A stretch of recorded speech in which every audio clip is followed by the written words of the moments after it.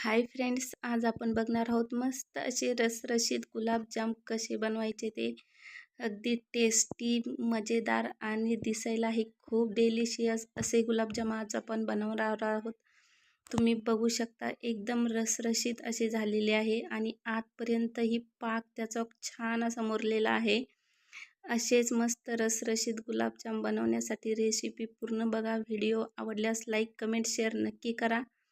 येथे मी ठेवलेली आहे एक कढई, त्यामध्ये घालायचं आहे जवळजवळ एक पावशरभर साखर आहे. त्यात घालायचं आहे पाणी. त्यामध्ये टाकायचं आहे केशर आणि छान असं ढवळत राहायचं आहे. तोपर्यंत ढवळायचं आहे जोपर्यंत त्यामधली साखर पूर्ण विरघळत नाही. आपला पाक बनत आहे तोपर्यंत इथे आपण खवा घेतलेला आहे बघा. छान असा खवा मोकळा करून घ्यायचा आहे जरासा आणि असं थोडंसं त्याला प्रेस करून घेतलं की आता त्यामध्ये घालायचा आहे मैदा. एक साधारणतः अर्धा वाटी मैदा आहे बघा.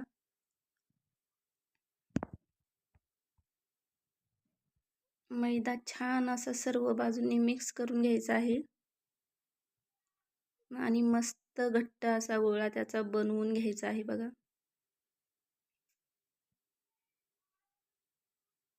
छान असा एकदम मऊसूत गोळा बनलेला आहे बघा त्याचा. अशा प्रकारे मस्त गोळा बनवून घेतलेला आहे. जरा जास्तच मळून घ्यायचा आहे जेणेकरून गोळा हा छान असा मऊसूत होईल.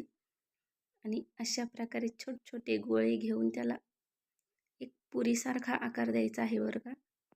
अशा प्रकारे थोडासा चपटा करून घ्यायचा आहे. मस्त अशा प्रकारे आकार देऊन घ्यायचा आहे. अशा प्रकारे मी सर्व गुलाबजामना आकार देणार आहे बघा. तोपर्यंत आपला इकडं पाकही मस्त असा तयार झालेला आहे बघा. हलकासा चिपचिप करत आहे, जास्त पाक बनवायचा नाही. इथे मी आता ठेवलेले आहे कढई, त्यामध्ये तेल तापण्यासाठी ठेवलेलं आहे. तेलही छान तापलेलं आहे.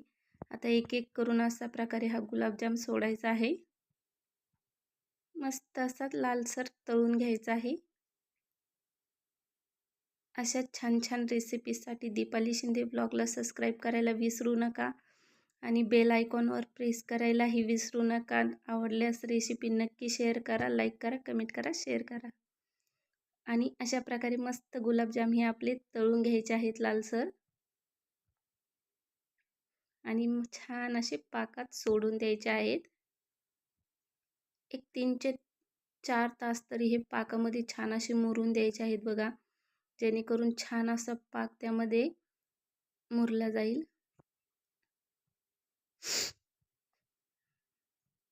छान असा पाक मुरलेला आहे बघा यामध्ये. परफेक्ट असा आपला गुलाबजाम इथे तयार झालेला आहे. येथे मी घेतलेली आहे बघा साईची जी क्रीम असते ती घेतलेली आहे फुल. त्यामध्ये घालायचं आहे 1 चमचा पिठी साखर. मस्त असं मिक्स करून घ्यायचं आहे. थोडीशी विलायची पूडही मी त्यामध्ये घातलेली आहे बघा. छान असं फेटून घेतलेलं आहे. साई जर घट्ट साई जर घेतली तर मग रबडी करायची गरज पडत नाही बघा.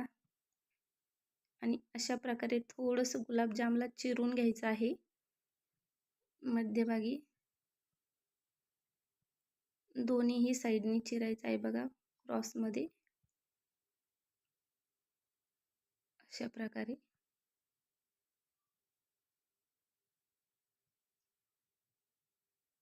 परफेक्ट तुम्ही बघत आहात. गुलाबजाम एकदम जबरदस्त दिसत आहे आपले. मस्त रसरशीत असे झालेले आहेत आणि छान असे त्यावरती थोडीशी आपली ही मलाई सोडायची आहे.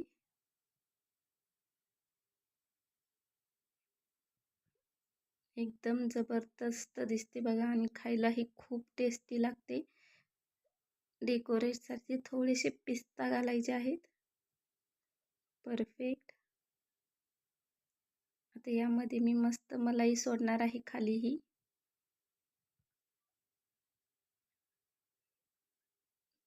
तुम्ही आवडल्यास त्यामध्ये आधीही सोडू शकता बघा डिशमध्ये.